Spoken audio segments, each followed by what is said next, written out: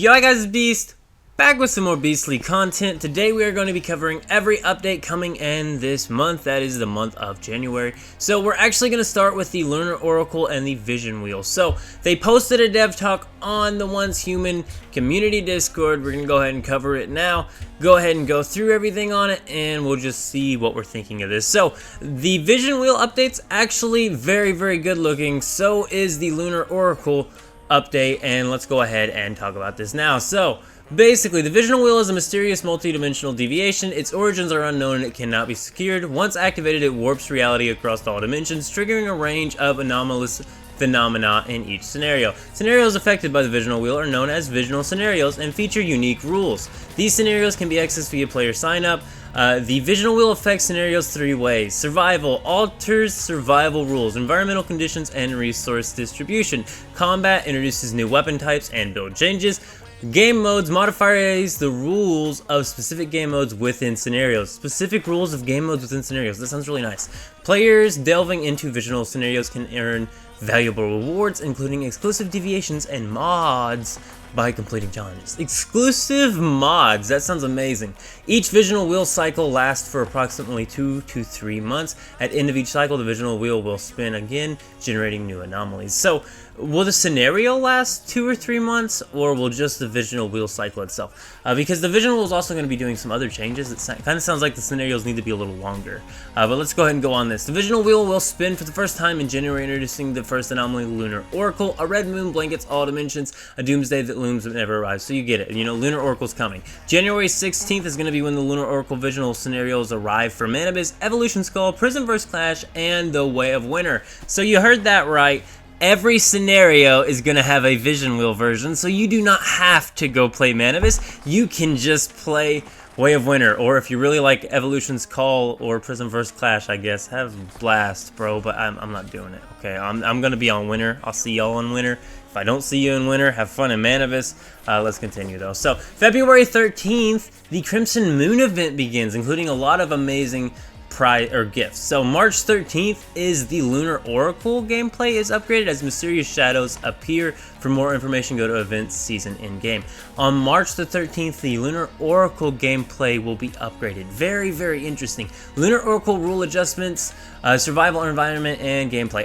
Blah blah blah blah blah. So basically, this is explaining the lunar moon effects. We've covered this before, but while players will experience falling sanity, which must be recovered by defeating enemies, players also gain increased yield and special crate rewards when their HP is low.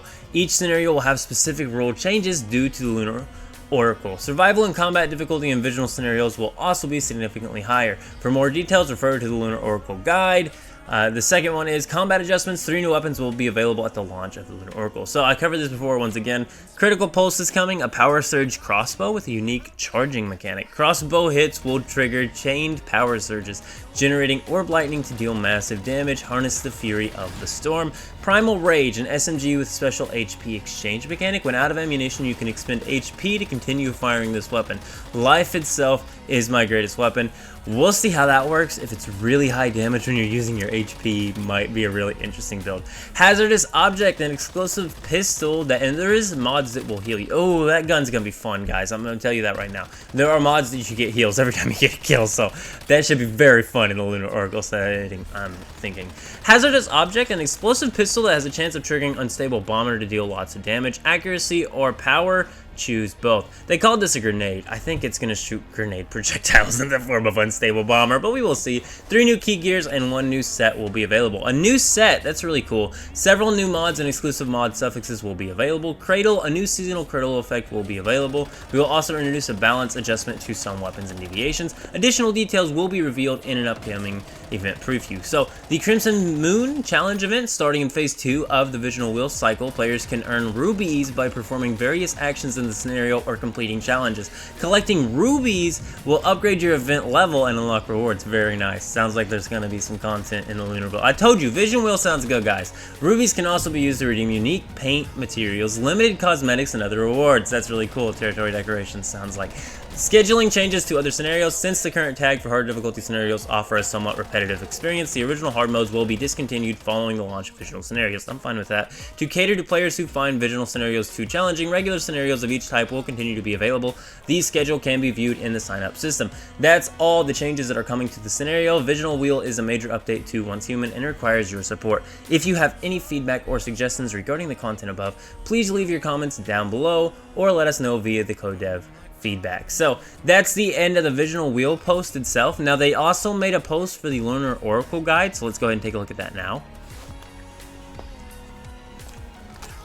Alrighty, so for more details, refer to Dev Talk for the Visional Wheel guide. We already seen that. So, Lunar Oracle Visional Scenario. The Lunar Oracle is active from 2100 to 3 o'clock in-game. So the Lunar Oracle is going to happen 2100 hours to 3 o'clock in the morning in-game time. About 15 minutes, a red moon will rise over Nalcott, bringing dangerous changes to the world, but rewarding metas for their courage. During this time, the lower your HP, the more resources you collect. High risk, high reward. Lunacy. During a Lunar Oracle, all players will be infected with lunacy. Here's an image on screen. Lunacy causes your eyes to glow red, plunging you into a frenzy of desire.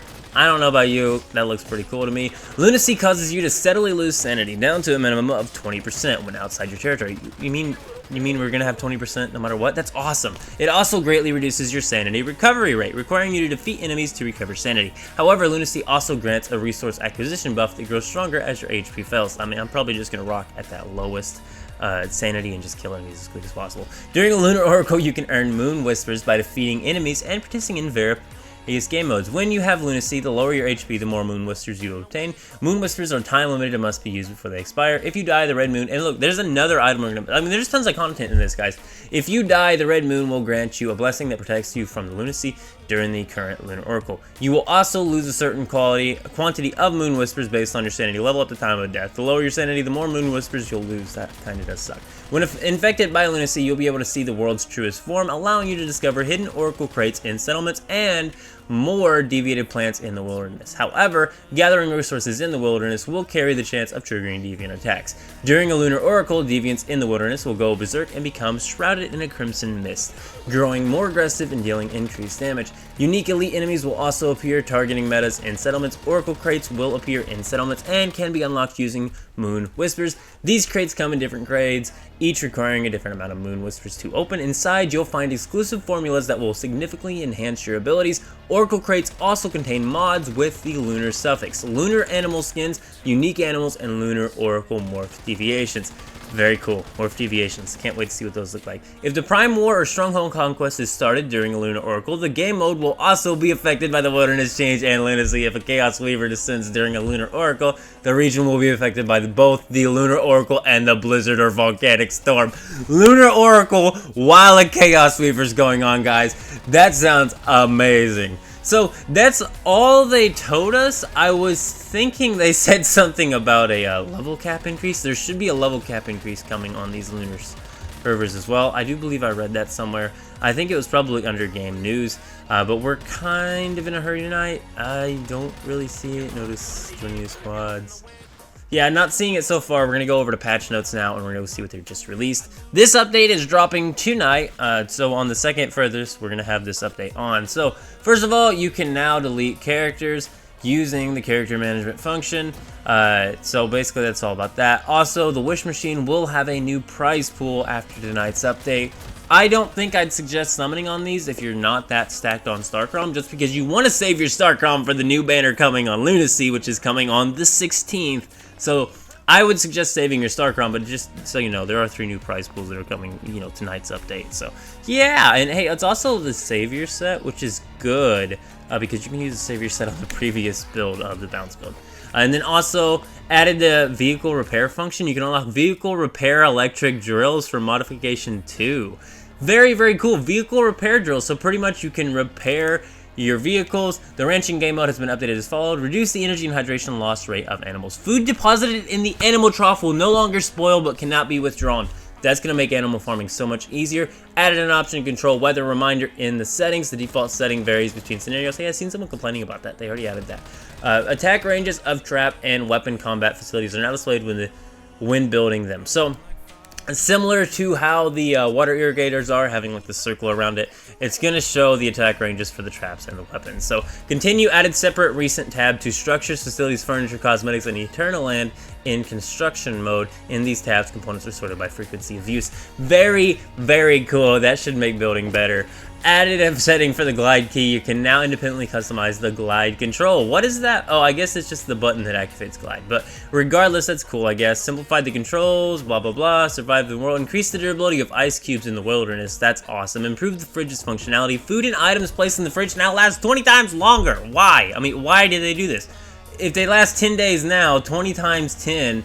Is that 200 days in the damn fridge? I mean, they're saying 20 times longer, but it doesn't make sense to me because some food items, when placed in a fridge, will last for 10 days. If it's 20 times longer, they're saying the food items are going to last 200 days, which means most of the items that you make food, once you make them and throw them in a fridge, they're never going to expire. I mean, it's ludicrousy. We'll see after tonight's update, but I'm not quite sure it's going to be 20 times longer. That might be marketing hype. But if it isn't, well, we're going to have 200-day long food, which is weird because scenarios don't last that long. But expanded the type of furniture formulas that can be disassembled at the designer's workbench. All furniture formulas obtained from the designer's workbench can now be disassembled. So, you know those formulas you got like tons of because you keep trying for the toilet? Yeah, you can disassemble them now. Also, after tonight, the new battle pass will be available. Just something else to mention there, guys. There's another Light Forge crate coming up. Stardust Edge available on the 3rd. A Glimmer of Hope, a Mist. This is like all they're showing of it so far, I guess. Also, there is a new The Afternoon Garden Territory Furniture Pack. So, you know, another $50 pack. But check it out. Looks pretty good if you ask me. Well, let's read these. So, they fixed some more bugs here. You can read through it yourself. I'm not really worried about bug fixes. But we are going to go ahead and get out of here. So, go ahead and leave a like on the video if you did enjoy it. And keep it beast mode.